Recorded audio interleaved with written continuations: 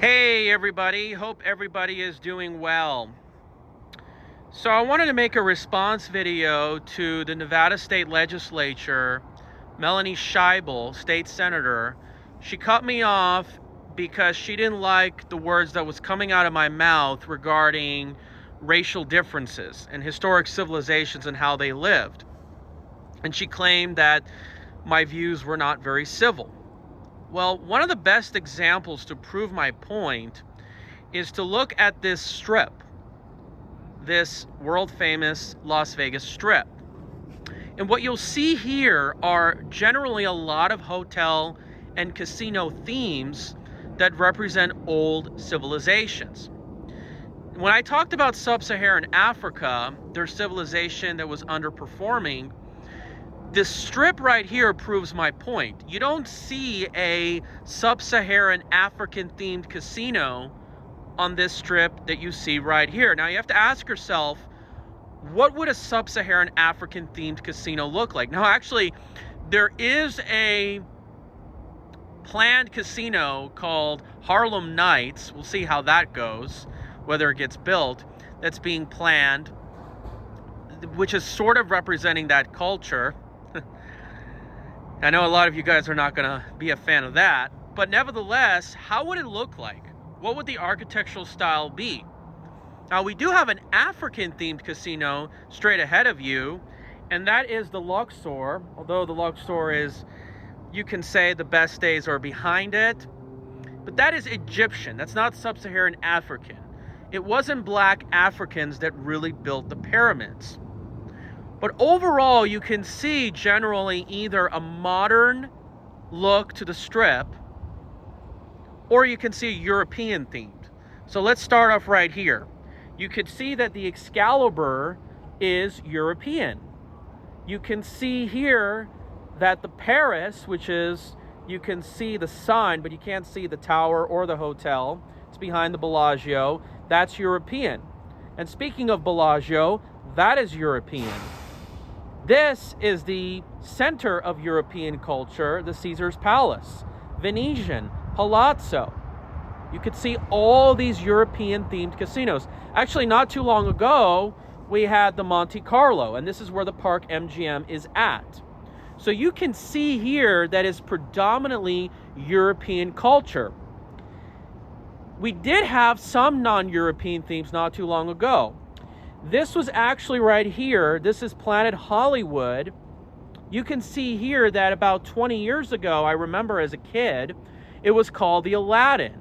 Well, what happened? Well, there was a strike that happened. There was issues with this design, but shortly after 9/11, it became less popular, and they had to remove the themes. Now, you can still see some of the Moorish themes. You can say Arab or whatever you want to call it, Moroccan.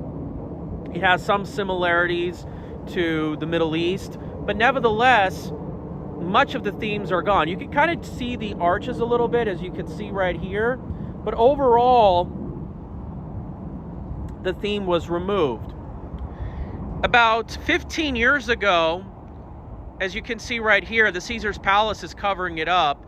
You had the Imperial Palace. That was a Japanese-themed hotel, which was replaced by the Quad and then later on the Link.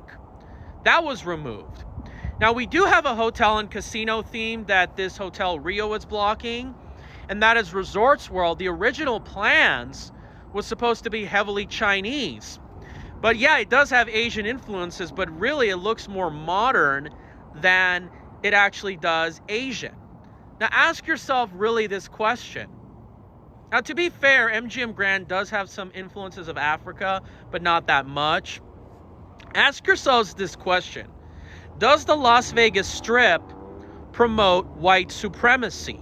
Ask yourself, because if this social justice mentality goes so far, could we come to the point and realize, hey, all these casino themes are promoting white culture, European influence. And again, look at all these people that run the casinos, the executives.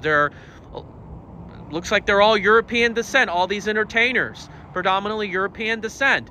Should we remove and rename these hotels because it's promoting white supremacy? But you have to also ask yourself, why are these casinos predominantly European themed? We don't have a Japanese themed. We don't have a Korean themed. We don't have a Persian themed. I mean, wouldn't that be nice? Ask yourself if Persian and Arab themes would work not only well with the casinos, would go with the geography and the climate of Las Vegas, but would also work with all the other architecture we have. I mean, maybe this apartment building should be Middle Eastern, Persian themed. You can get some ideas from Tehran.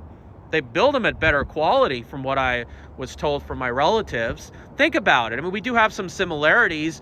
The color of the walls, the flat roofs, all you have to do is put some decorative tiles and a dome. Spanish revival style has some elements of that when you think about it, because they were conquered by the Moors. And even more, look at the Treasure Island. You can see it has some European influences. Now, of course, it's not really based in Europe, it's based in the Caribbean, but you can see some of the European architecture in Treasure Island, maybe even in the Wynn, maybe even a lot of other hotels. Look at the Mandalay Bay.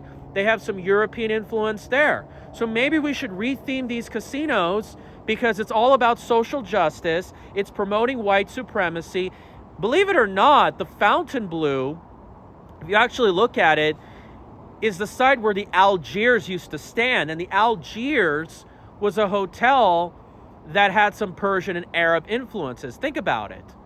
But now that's been gone. The El Rancho is where of course, where the Fontainebleau was also located. And that was a very Spanish, Mexican themed that didn't do so well. Now think about it. Some cultures are generally more luxurious and high-end than others. One of the reasons why we don't have an Amerindian theme, because now we do have one that's by the South Point. Correct me if I'm wrong. And we do have one that's across from the Strat. I can't remember the name on the top of my head, but it's not very large. It's not as very luxurious. And this shows that cultures and differences among people have always existed. But when you look at the architectural styles of our residential commercial areas, they're still largely European influence. Now, they may have some Amerindian, Native American adobe influences, sure, but the influence is not that strong. Think about it. Why? It's predominantly European. And I guess with this woke, whatever agenda you want to talk about it, how far is it going to really go? When they talk about all these issues, when it comes to the gender issues, women, transgender issues, where will they finally stop? When it talks about issues of race, demographics, where will they finally stop? Ask yourself these questions, because we need to know, where are they going to finally draw the line? Think about it. The guy who runs Caesars Entertainment, Carano, that's European descent. Jim Murin, Bill Hornbuckle, they're European descent. Why isn't there any DEI applied to that? MGM even admitted on a video from Project Veritas that they openly try to make sure that people of European descent don't get hired. I can show you the video.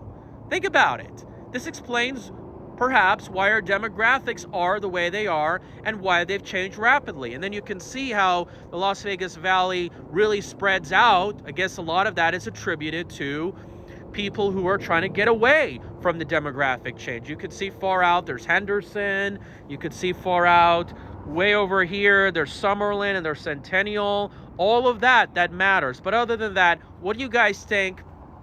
It's really a beautiful day today. We had temperatures in the upper 70s. One of the few perfect weather days we out here in the Las Vegas Valley. Yesterday was a bit chilly and windy. You had to wear a coat, but today's going to be good. We'll see what tomorrow brings. I hear we're going to get some 90s. Thank you guys so much.